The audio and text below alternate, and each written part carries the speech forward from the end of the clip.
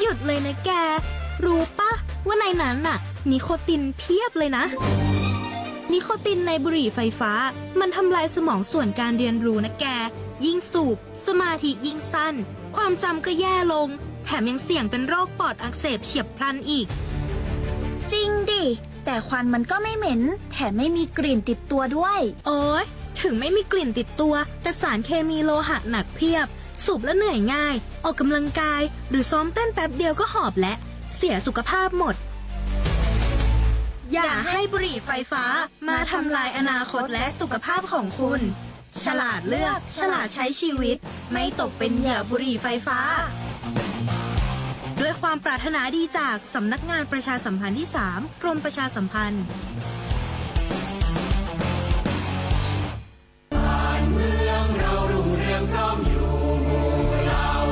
ชาติศาสนาพระมหากษัตริย์คือสถาบันหลักที่อยู่คู่ประเทศไทยมายาวนานความมั่นคงของชาติไม่ได้อยู่ที่ใครคนใดคนหนึ่งแต่อยู่ที่ความเข้าใจและความตระหนักรู้ของพวกเราทุกคนร่วมกันปลูกฝังความภาคภูมิใจในความเป็นไทยศึกษาประวัติศาสตร์วัฒนธรรมและคุณูปการของสถาบันหลักเพื่อส่งต่อความเข้มแข็งนี้สู่ลูกหลานเราคือพลังรักชาติร่วมสร้างสรรค์และปกป้องผืนแผ่นดินไทยด้วยจิตสำนึกที่ดีสำนักงานประชาสัมพันธ์ที่ 3 กรมประชาสัมพันธ์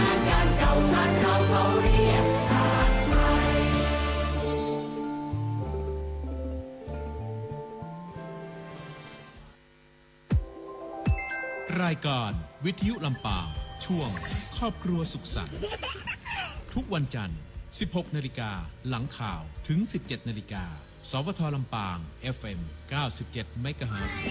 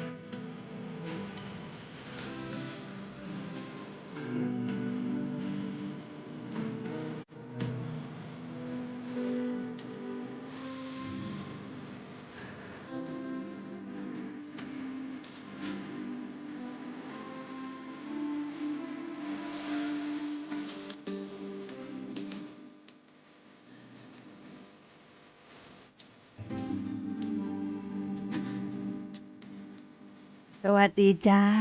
แฟนๆที่เคารพรักเจ้าวันนี้วันดีอีกแล้วนะเจ้าวันดีทุกวัน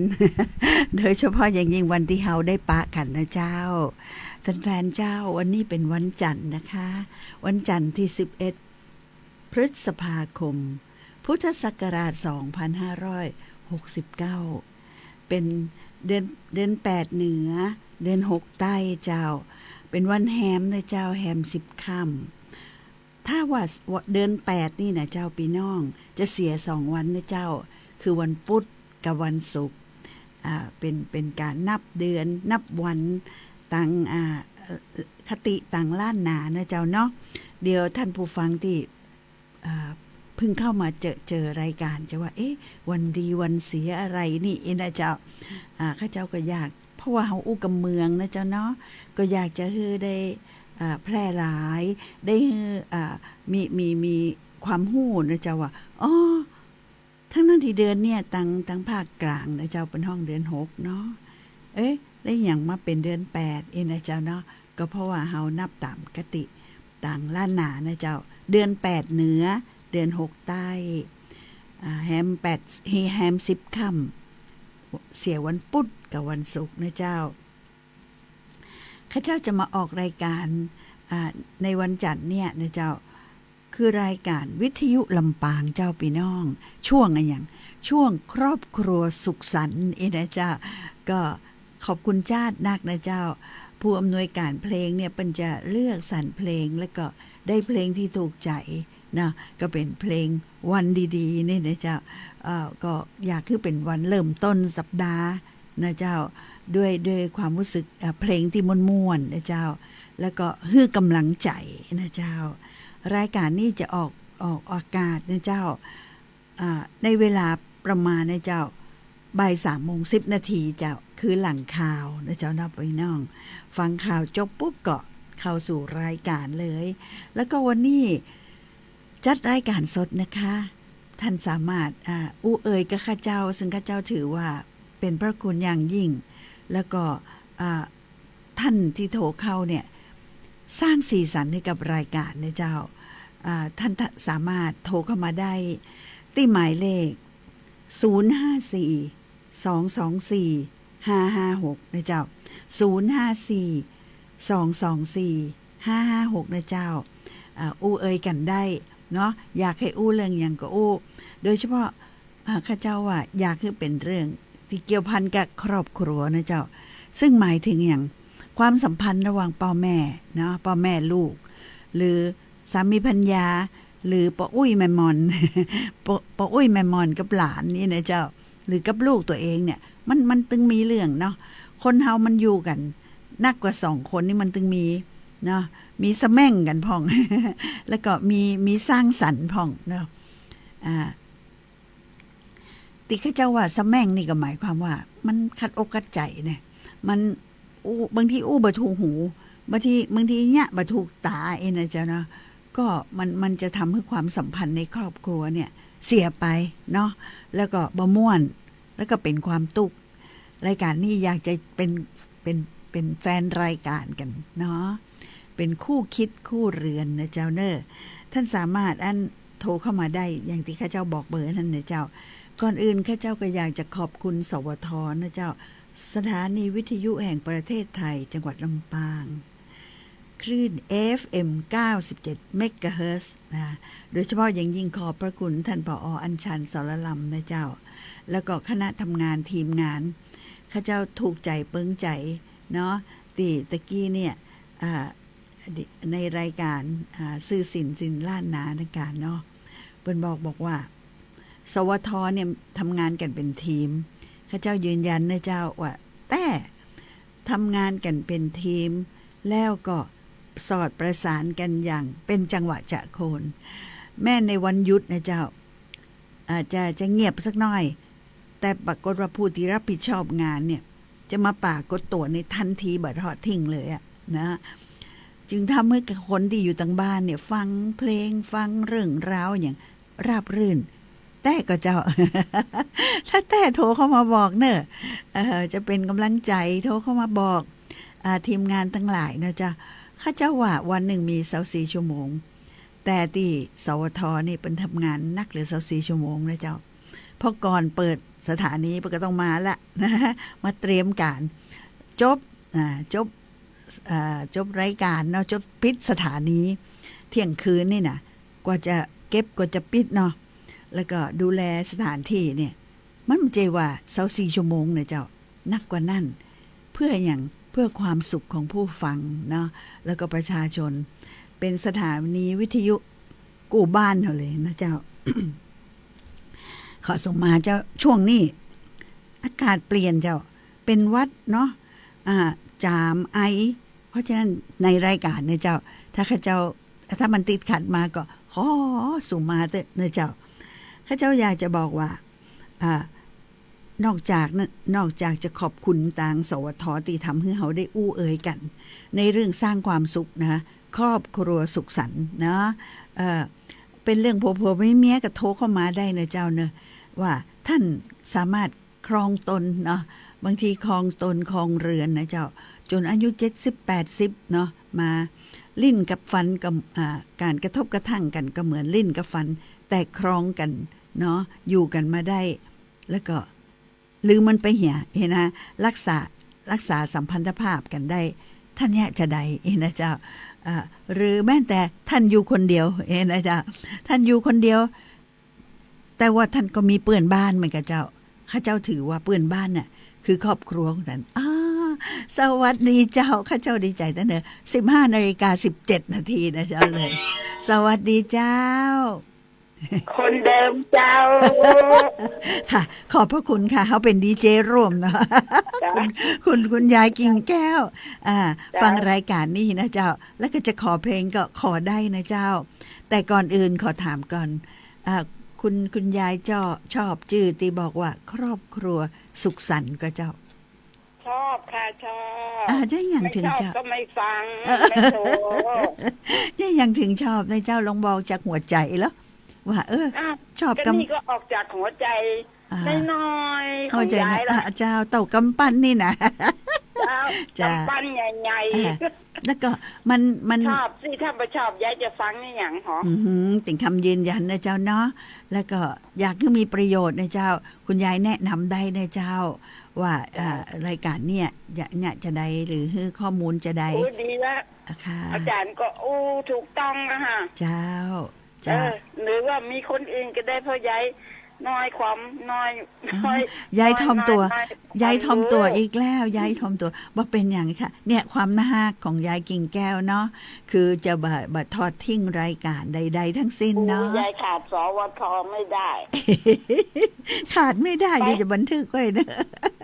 ไปไหนก็บัดรอดเจ้าคือไปกรุงเทพกองหาเนาะ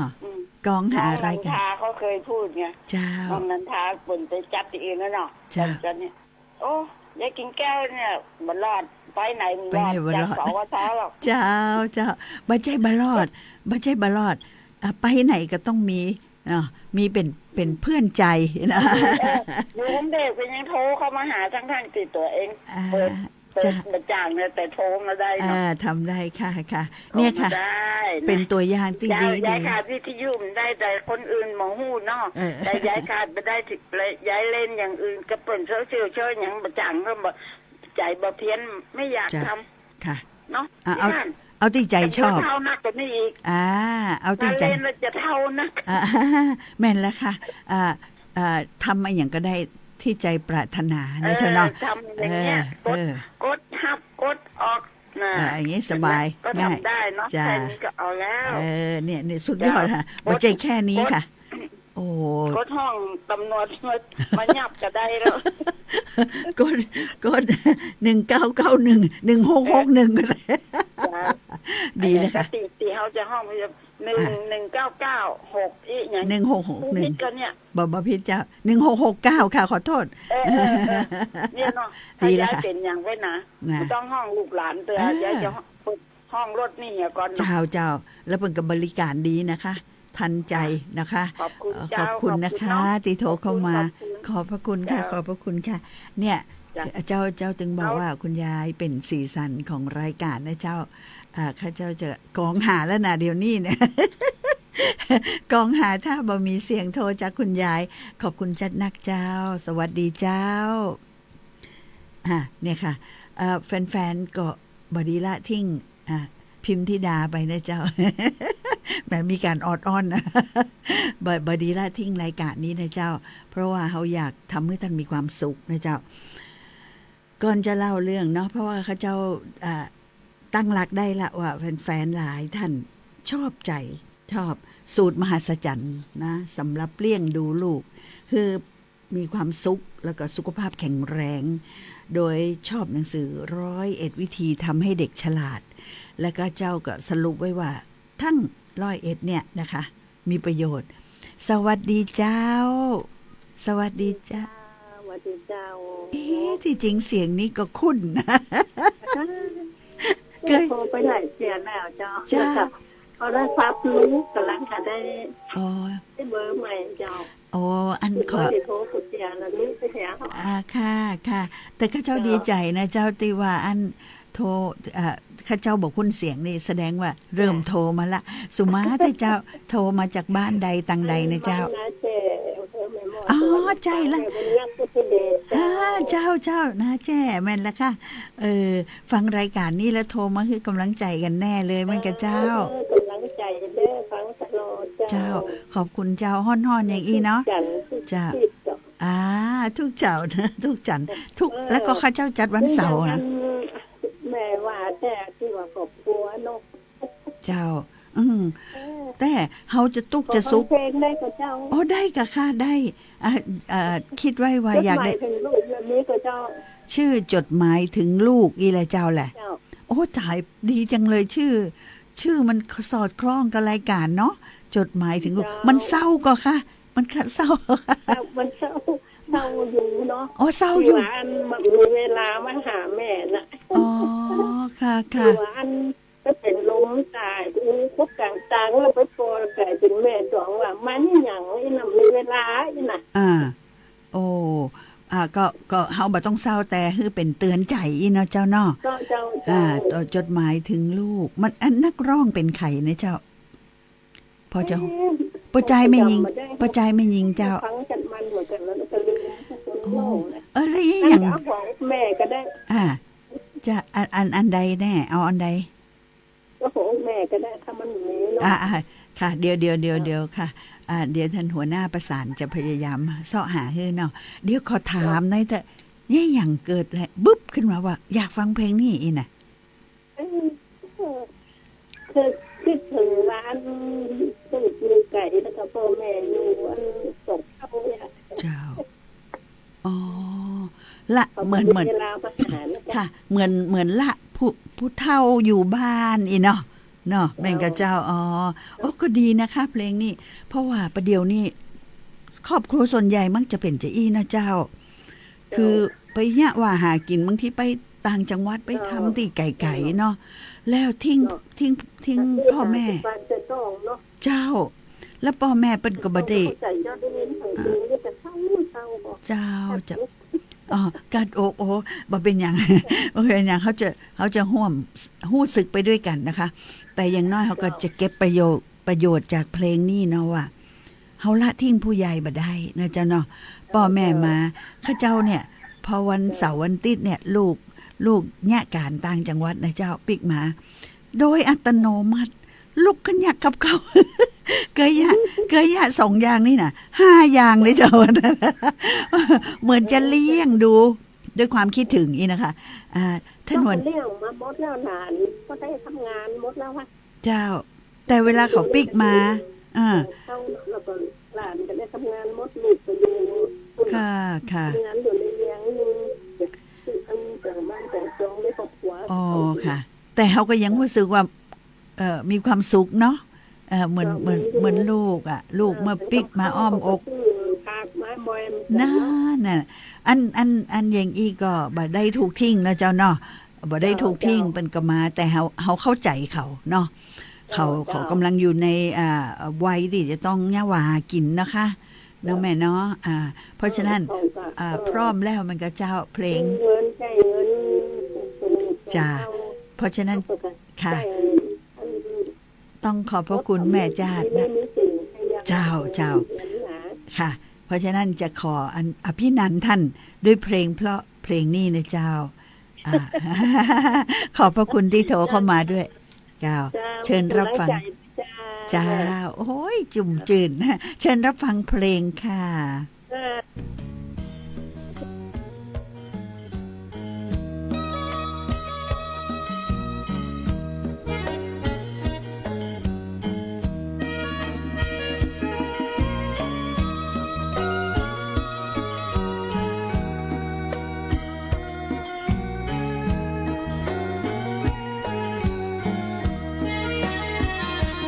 เขียนจดหมายส่งหายไปถึงลูกเรื่องพ่อเป็นทุกข์การทำนาทำร้ายเมื่อปีที่แล้วน้ำท่วมข้าวจมตายปีนี้ยังโชคร้ายพายุถล่มข้าวไม่มีเขียนจดหมายส่งหายลูกของพ่ออยู่กอทมลูกของพ่อคงสบายดีห่วงลูกเหลือเกินห่วงเงินก็ไม่มีพ่อลำบากเต็มที่ไม่มีใคร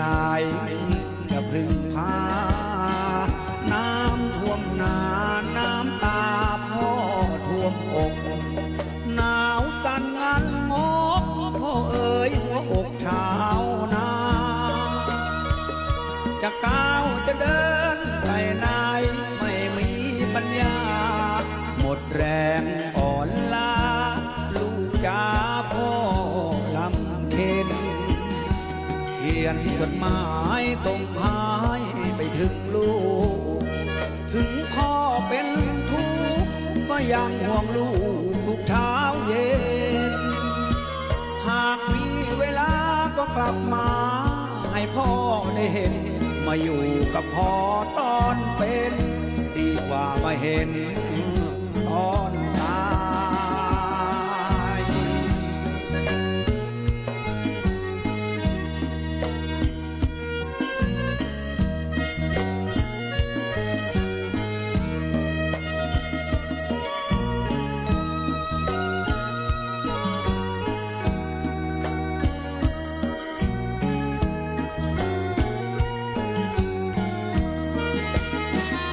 น้ำท่วมนา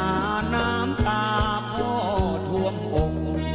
หนาวตันนั้นงกพ่อเอ๋ยหัวอกชาวนาจะก้าวจะเดินไปไหนไม่มีปัญญาหมดแรงอ่อนล้าโอ้ลูกจ๋าพ่อลำเค็นเขียนจดหมายส่งหายไปถึงลูกถึงพ่อเป็นทุกข์ก็ยังห่วงลูกทุกเช้าเย็นหากมีเวลาก็กลับมาให้พ่อได้เห็นมาอยู่กับพ่อตอนเป็นดีกว่ามาเห็นตอนตาย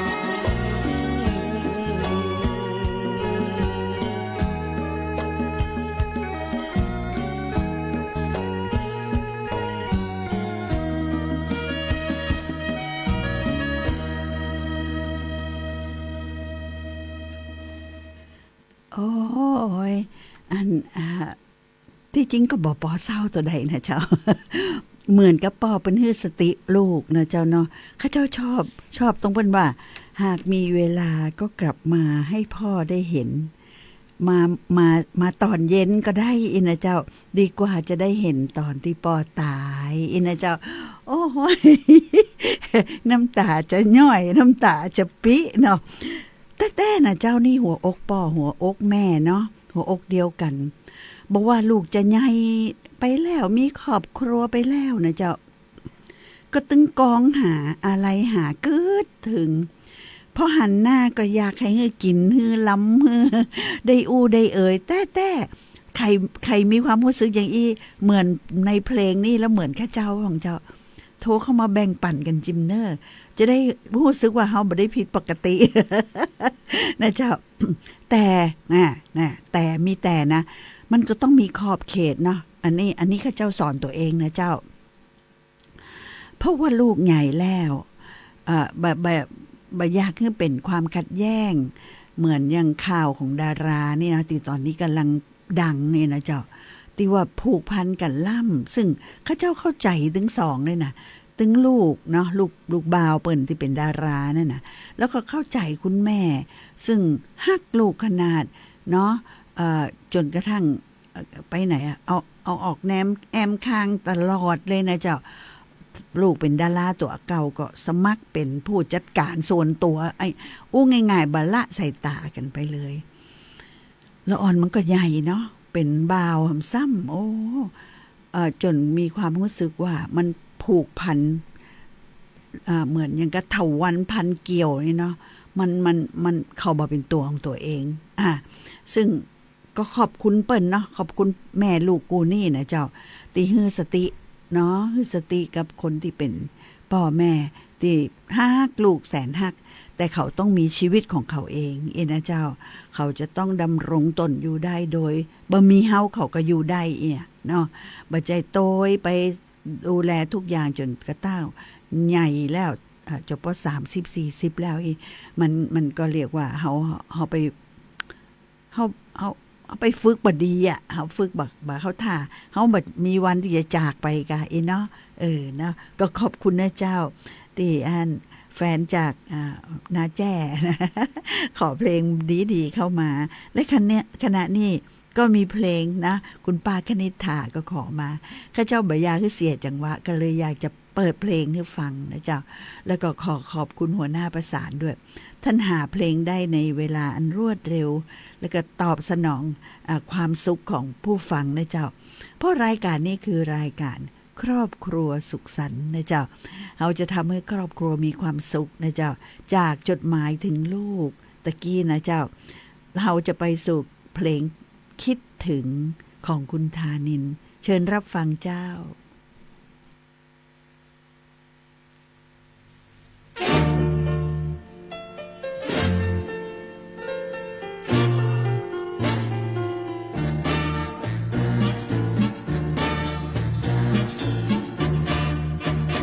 คิดถึงบ้านจากมานานป่านนี้ทุกคนเป็นไฉนจากพี่น้องเพื่อนพ้องมาไกลจากอุ่นไออกแม่มาหลายปีผ่านจากบ้านไปทั่วแคว้นแดนดินได้ผ่านมาไม่เหมือนบ้านที่กำเนิดชะตาคิดแล้วพาใจตื่นตันคิดถึงแม่เคยอารีคิดถึงที่เคยปลอบขวัญคิดถึงน้องเพื่อนพ้องเคยวิ่งเล่นกันคิดถึงวันแต่เยาว์วัยคิดถึงบ้านที่จากมาเววาเอกาเดียวเปลี่ยวใจดังนกขมิ้นร่อนเร่ไปไร้รังนอนยามค่ำคื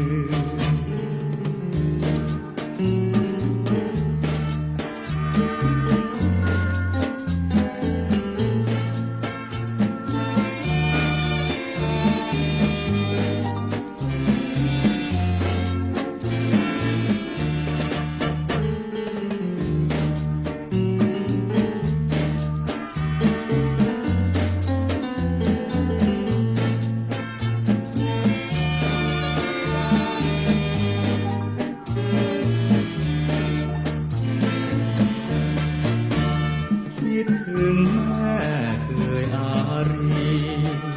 คิดถึงที่เคยปลอบขวัญ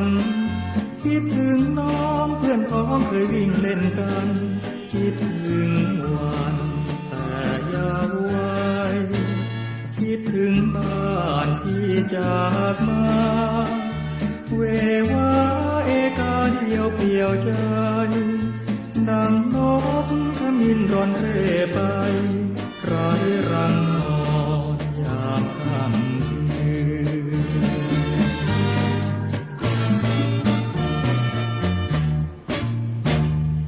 ม่วนแต่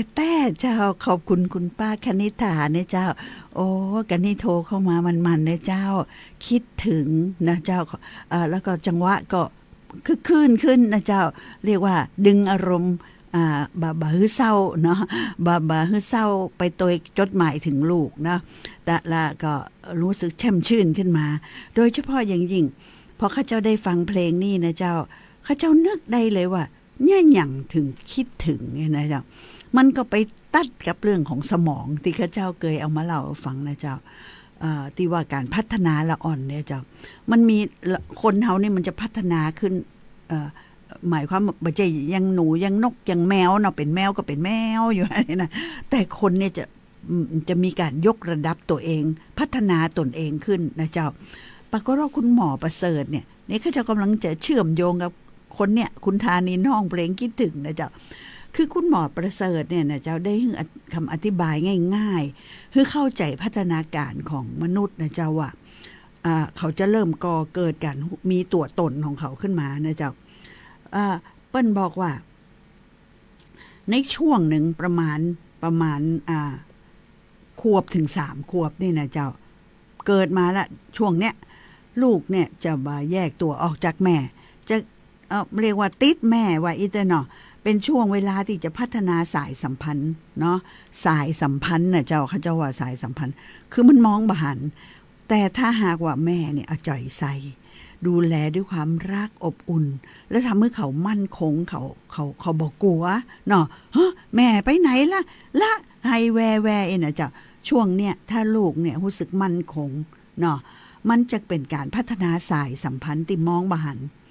แต่สื่อด้วยใจนะคุณหมอว่านะเจ้าผ่านการเลี้ยงดูให้เวลาดูแลกอดหอมอุ้มแล้วก็เล่นมากพอเด็กก็พร้อมที่จะค่อยๆสร้างตัวตนของตัวเองขึ้นมาเมื่ออายุได้2 ขวบครึ่งถึง3 ขวบนี่แหละนะมันจะเป็นกระบวนการเริ่มแยกตัวออกนะเป็นอิสระจากแม่นะเจ้าและสายสัมพันธ์ที่แม่ได้ผูกไว้ด้วยหัวใจนะเจ้ามันจะติดตัวละอ่อนไปนะเจ้าแม่จะไปไกลโพ้นข้ามน้ำข้ามทะเลไปอยู่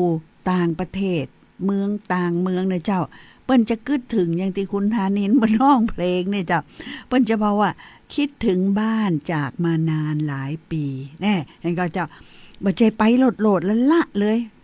มันนึกถึงคนทั้งหลังอันนี้เปิ้นคิดถึงหมดนะเจ้าคิดถึงแม่คิดถึงปี้คิดถึงน้องแล้วก็คิดถึงเปื้อนแล้วก็คิดเติงหาบ้านเนี่ยค่ะแสดงว่าอย่างคนที่จะได้ห้องเพลงนี่จากหัวใจเลยเนี่ยอู้ได้เลยว่ายามละอ่อนค่ะควบถึง3 ขวบเนี่ยเจ้าเปิ้นได้รับการเลี้ยงดูที่อบอุ่น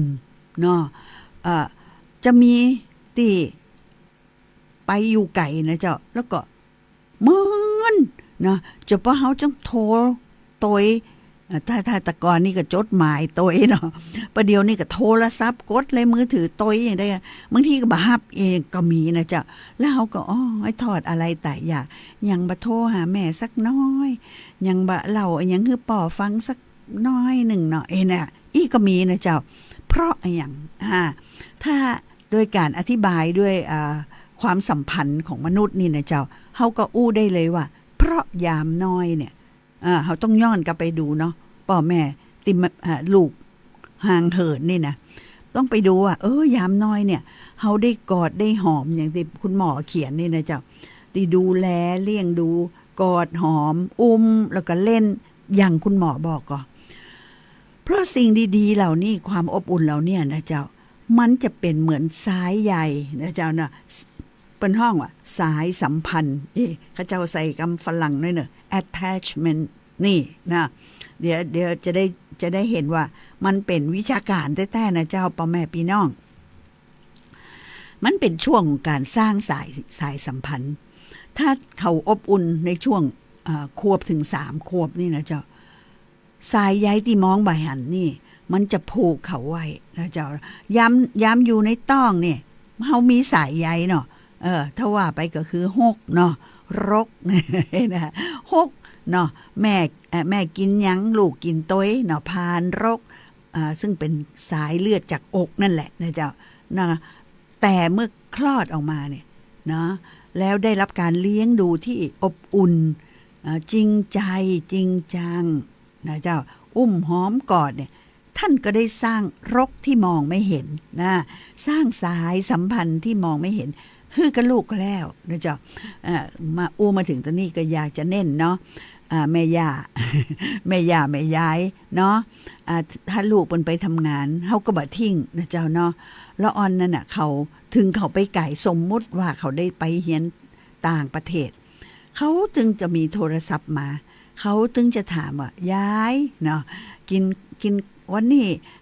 กินข้าวหรือยังกินข้าวกับหยังยายสบายดีกะนะมันตึงมีบ่ต้องสั่งเจ้าเพราะอะไรเพราะมันมีสายสัมพันธ์นะที่คุณหมอประเสริฐผลิตผลการพิมพ์ท่านเป็นจิตวิทย์คุณหมอนักจิตวิทยาเด็กนะคะเปิ้นว่าไว้เลยเป็นขั้นเปิ้นบอกว่าขั้นแรกเนี่ยเกิดมาปุ๊บเนี่ยเป็นช่วงที่เขาเพราะเขาแบบเป็นมนุษย์เนาะเขาเป็นคนเนี่ยท่านก็ถอดรหัสให้ดูเลยว่าชีวิตมนุษย์ชีวิตน้อยๆเนี่ยเขาจะเรียนรู้อะไรอย่างปรากฏว่าเขาจะเริ่มหาจะ แรกๆนี่บ่ฮู้จักซักอย่างไขแม่ไขพ่อตั้งแต่เกิดในช่วง1 ขวบแรกของชีวิตนี่นะเมื่อแม่หรือผู้เลี้ยงดูแม่จะเป็นแม่ย่าแม่ยายก็จังนะเจ้าเนาะมอบความรักให้ความใส่ใจดูแลอุ้มกอดตอบสนองความต้องการของทารกสม่ำเสมอคำว่าแม่ก็จะค่อยๆปรากฏขึ้นว่ามีอยู่จริงในจิตใต้สำนึกของลูกถ้าหากได้รับโอกาสพัฒนาในขั้นตอนนี้เด็กจะเกิดความไว้วางใจหากไม่มีแม่ที่มีอยู่จริง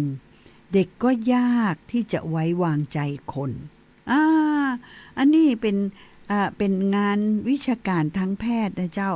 ดังนั้นเฮาฮู้อย่างอีแล้ว1 ขวบปีแรกเป็นขวบปีที่สำคัญมาก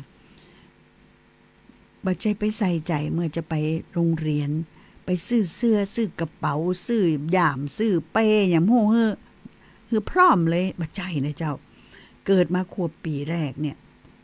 ต้องพยายามให้ลูกสัมผัสได้ว่าเขารู้จักแม่ที่มีอยู่จริงละแม่ที่ให้ความรักความอบอุ่นนะและจากนั้นนะเจ้าพอย่างเขาในช่วงนี้แหละจนถึง3 ขวบเนี่ยเขาจะเกิดสายสัมพันธ์ตั้งแต่แรกเกิดเนี่ยนะเจ้าจนถึง3 ขวบเนี่ยสายสัมพันธ์ก็คือความใกล้ชิดกอดหอมอย่างที่ข้าเจ้าว่าตะกี้แล้วทันใดนั่นเมื่อก้าวสู่3 ขวบนะเข้าสู่ขวบปีที่3เด็กจะแยกออกจากแม่โดยสมบูรณ์โดยมีสายสัมพันธ์ที่สร้างไว้ในขั้นก่อนผูกโยงจิตใจไว้เป็นวัยที่เริ่มเป็นตัวของตัวเองหนูทำได้และหนูจะทำเองมินาแหละนะเจ้าเฮาถึงหัวละอ่อน3 ขวบ4 ขวบนี่นะเป็นวัยดื้อล่ะนะถึงว่ากันจะนี่เบื้องหลังที่เฮาคิดว่าดื้อนั่นนะเจ้าคือเป็นช่วงที่เปิ้นเนี่ยเป็นวัยที่เปิ้นเริ่มเป็นตัวของตัวเก่าเจ้าแล้วก็อยากจะแสดงออกว่าหนูทำได้และหนูจะทำเองนะเจ้าแม่พออูอีนี่ข้าเจ้านึกถึงลูกน้อยข้าเจ้าเมื่อตอนที่เปิ้นจะไปโรงเรียนเด็กเล็กนะเจ้าศูนย์เด็กเล็กโอ้โหข้าเจ้าก็ใส่กระดุมเสื้อเปิ้นศูนย์เด็กเล็กนี่ก็3 ขวบ2 ขวบปลาย3 ขวบเจ้าเพราะว่าเปิ้นมีศูนย์เด็กเล็กในค่ายเนาะค่ายมณฑลทหารบกที่32เนี่ยเปิ้นมีสวัสดิการนะเจ้าเปิ้นก็จะมีศูนย์เด็กเล็กเพื่อดูแลช่วยเป็นสวัสดิการนะเจ้าดูแลลูกน้อยของกำลังพลนะเจ้าเนาะข้าเจ้าก็ใส่โอ้เปิ้นเขาเป็นรุ่นแรกนะเจ้าแม่เฮ้ยเขาก็ช่วยกันพ่อแม่ออกแบบเสื้อเฮ้ตัวน้อยๆเนี่ยลูกน้อยๆเนี่ยมีหญิงผู้ชายนะเจ้าแล้วเขาก็แต่งตัวคือเปิ้นใส่กระดุมเจ้าฟังก็ฟังเนาะเขากลัวเขาอยากรักษาเวลาอีเตอะแม่เฮ้ยเปิ้นซอยเท้าเจ้าหนูใส่เองหนูใส่เองอย่างเนี่ยตอนนั้นข้าเจ้าบ่ฮู้จักเรื่องของ EF เนาะคือทักษะสมองนี่นะมืดขึ้นน่ะมันจ้านะจะเปิ้นจะใส่เองโอ้โหรู้สึกเสียใจเหลือเกินเสียใจนะถ้าอู้ถึงว่าย้อนไปได้ข้าเจ้าจะเปิ้นใส่ด้วยตัวเองนะเจ้าอันนี้ไม่ต้องรีบเดี๋ยวไม่ทันนั่นข้าเจ้ายังจำภาพตัวเก่าได้ก็มาถึงตอนนี้อย่าข้าเจ้าเป็นบทเรียนเนาะสำหรับแม่ย่าแม่ยายเนาะหรือคุณแม่ผู้ปกครองนะเจ้าเพราะว่าวัย3 ขวบขึ้นไปเนี่ยเขา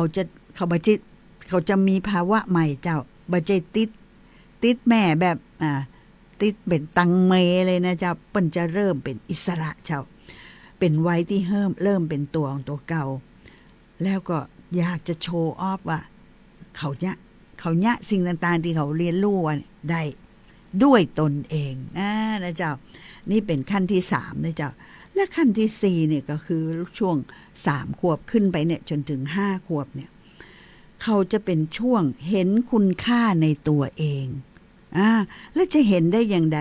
ก็คือต้องมีการสะสมความสำเร็จเจ้าพ่อแม่พี่น้องหมายความว่าจะได้เปิ้นได้ยะ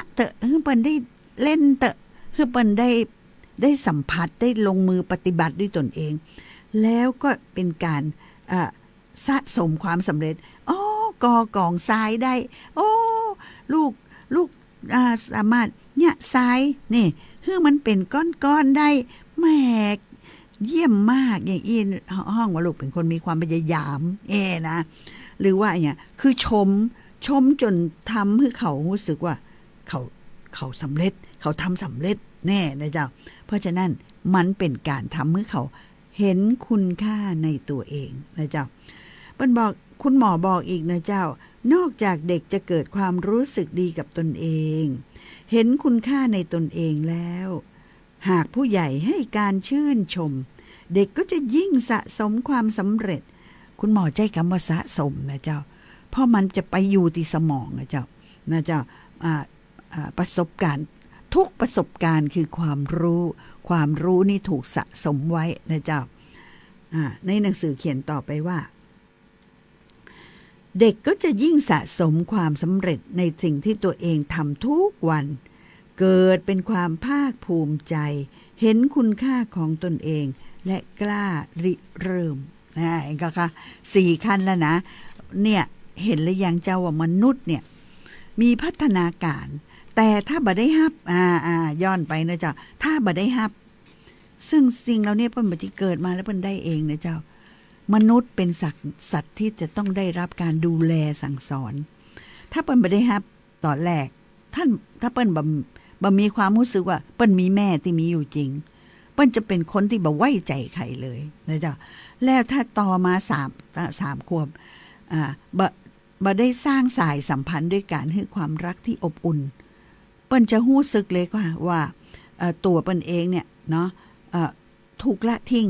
เนาะเพราะฉะนั้นเปิ้นจะบ่แคร์ใครเลยเนาะเพราะว่าบ่มีสายสัมพันธ์ผูกใจและใจไว้และจากนั้นเนี่ยเจ้าพอ3 ขวบขึ้นไปเนี่ยเปิ้นจะเริ่มสะสมประสบการณ์เนาะมันสำคัญที่ว่าจะให้เปิ้นสะสมประสบการณ์ดีหรือประสบการณ์ร้ายนะเจ้าเนาะเพราะถ้าสะสมประสบการณ์ดีเปิ้นจะเริ่มมีตัวตนดีนะคือสามารถจัดการพฤติกรรมตัวเก่ามีนิสัยขึ้นมาเลยเนาะสิ่งที่ประพฤติปฏิบัติบ่อยคือนิสัยเนาะตีเฮาฮู้จักกันดีว่ากมลสันดานนั่นเองนะเจ้าเนาะและเมื่อเปิ้นมีตัวตนสมมุติว่าบ่ต้องสมมุติดีกว่าพ่อแม่ได้เลี้ยงดูเขาเนาะทำให้เขามีตัวตนที่ดีด้วยการให้ชมเขานะให้เขาสะสมความสำเร็จเขาจะเริ่มเห็นคุณค่าในตนเองหรือที่คำฝรั่งว่า self esteem และต่อมานะเจ้าพอได้ 5-6 ขวบเนี่ยเขาจะคุมตัวเก่าได้คุณหมอห้องช่วง 5-6 ขวบนี่ว่าควบคุมตนเองเห็นกะคะคือหัวเห็นอารมณ์ตัวเก่าเนาะอยากให้ได้อยากให้ดิน อยากให้จักดินงอจะเอาให้ได้แต่เปิ้นจะได้ฝึกทักษะการควบคุมตนเองคุณหมอว่าจะได้วัย 5-6 ขวบเมื่อพัฒนาการเห็นคุณค่าในตัวเองขึ้นมาแล้วสิ่งที่จะตามมาก็คือความต้องการที่จะเป็นผู้กำกับตนเองและไม่ยอมให้คุณค่าในตนเองเสียหายเด็กจะพัฒนาความสามารถและความพอใจที่จะเป็นผู้กำกับควบคุมตนเองด้วยตนเองโดยไม่ต้องให้ผู้อื่นมากำกับนะเห็นก็คะว่ามนุษย์เนี่ยประเสริฐเนาะเขาจะมาเป็นขั้นและในขั้นเนี่ยแหละค่ะถ้าเขาเข้าใจเนาะติซอยเท้าเราบอกหนูทำเองเนี่ยถ้าเขาเข้าใจเขาก็จะเย็นเนาะแล้วเมื่อเขาทำได้เขาก็ชื่นชมเขาก็จะเริ่มมีตัวตนดีๆเพราะว่าประสบความสำเร็จเนาะนายแพทย์ประเสริฐยังได้กล่าวว่าเมื่อเด็กมีตัวตนมี self esteem ก็ถึงเวลามีความสามารถควบคุมตนเองเด็กมีตัวตนมีแรงขับไปข้างหน้าก็ต้องมีความสามารถที่จะควบคุมตนเองเพื่อให้ไปถึงเป้าหมายด้วยนะคล้ายๆกับว่าถ้าเขามีตัวตนเนี่ยเขาจะมีพลังเจ้าเนาะ มันมีพลัง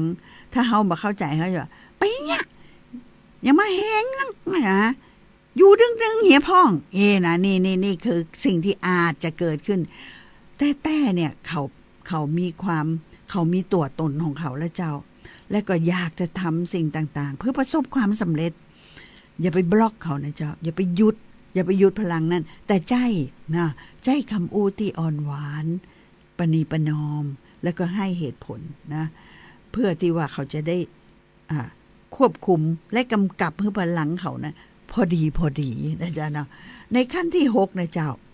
คุณหมอบอกว่า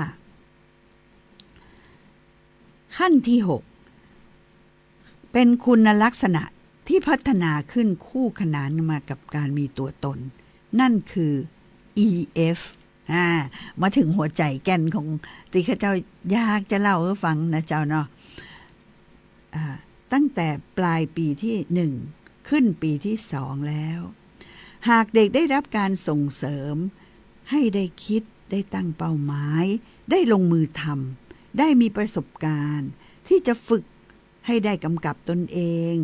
ทั้งด้านความคิดอารมณ์และพฤติกรรมควบคู่ไปกับการพัฒนาเซลฟ์ใน5ขั้นตอนแรกเด็กจะยิ่งมีคุณลักษณะที่ดีมั่นคงเข้มแข็งยิ่งขึ้นพร้อมก้าวสู่พัฒนาการขั้นถัดไปเห็นไหมเจ้ามนุษย์เป็นสัตว์ประเสริฐเขาพร้อมที่จะพัฒนาเป็นขั้นไปขั้นสุดท้ายคือขั้นทักษะศตวรรษที่21นี่นะเจ้าเพื่อให้เด็กสามารถอยู่ได้อย่างมีความสุขและมีคุณภาพในยุคศตวรรษที่21ซึ่งแตกต่างจากยุคของเรานะคะโดยสิ้นเชิงวันนี้ข้าเจ้าก็ดีใจเนาะต้องขอบคุณตีมาตีไปของเพลงคิดถึงจากคุณป้าคณิษฐาแล้วจดหมายถึงลูกนะเจ้าจากแฟนบ้านนาแจ่นะเจ้าเนาะข้าเจ้าก็ผูกเชื่อมโยงมาได้ว่าเนาะมนุษย์เนี่ยมนุษย์เนี่ยจะต้องได้รับการพัฒนาไปตามขั้นอย่างถูกต้องเหมาะสมนะและวันนี้ข้าเจ้าก็ได้นำ7ขั้นตอนของการพัฒนาของมนุษย์มาเล่าสู่ท่านฟังท่านจะเห็นได้เลยว่าอันที่สำคัญคือการสร้างตัวตนหรือ self นะซึ่งตรงกับเรื่องสั้นๆจากสูตรมหัศจรรย์101วิธีช่วยให้เด็กฉลาดที่ข้าเจ้านำมาอ่านให้ท่านฟังถ่ายทอดให้ท่านฟังแต่วันนี้โอ้โห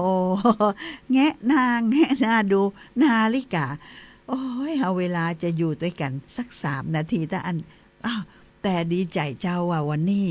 เนาะได้จัดสรรเพลงเนาะคือท่านฟังได้แต่ละเตรียมนะเจ้าเตรียมว่า101วิธีเรื่องต่อไปเนี่ยจะอ่านเรื่องอันอย่างข้าเจ้าอยากจะอ่านเรื่องรู้จักยืดหยุ่นประนีประนอมบ้างเนาะก็เอาไว้ต่อข่าวหน้านะเจ้าวันจันทร์ยังมีอีกเยอะแยะนะเจ้าเราจะปะกันเวลาบ่าย 3 โมงหลังข่าวนะเจ้าเนาะสำหรับวันนี้ข้าเจ้าก็ต้อง จะมาเริ่มเรื่องใหม่แล้วเพราะมันจะพุดเกิงพุดกลางนะเจ้าเนาะก็หวังยังยิ่งว่าเฮาทั้งหลายที่เป็นปู่ย่าตายายผู้ปกครองและคุณครูเนี่ยนะเจ้า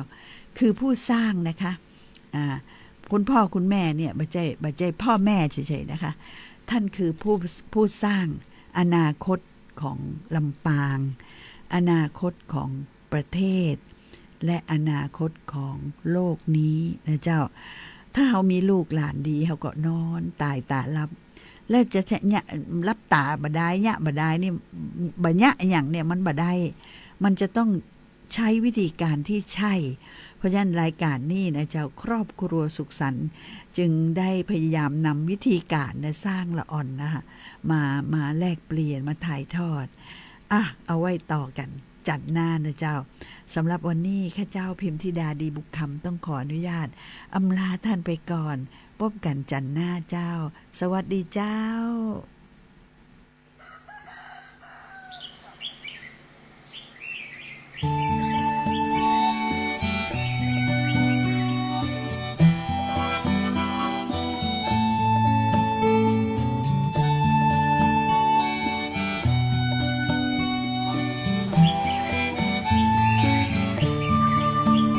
ปิดจะลิ้วปิดจะ ลิ้วไปไหน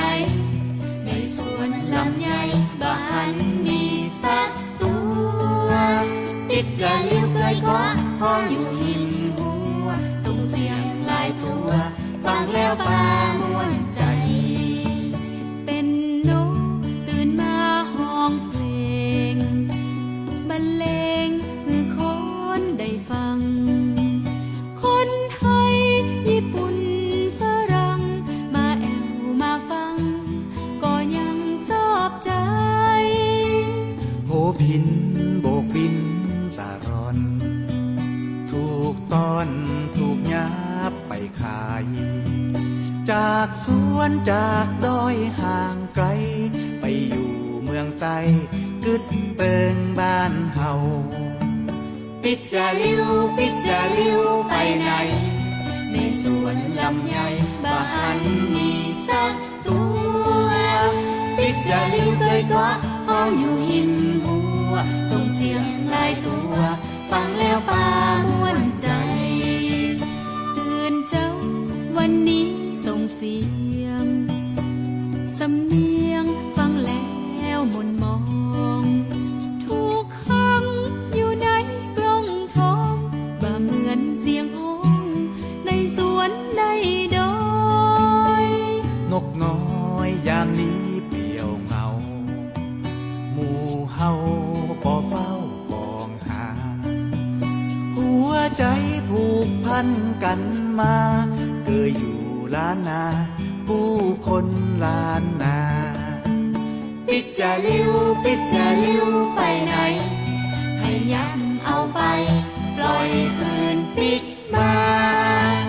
บ้านเฮายังเฝ้ายังท่าปิดจะลิ้วปิดมาห้องเพลงคือฟัง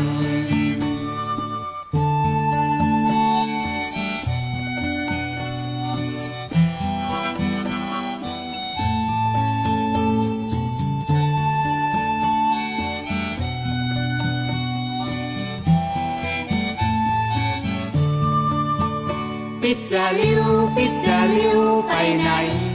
ในสวนลำไยบ่หันมีสักตัว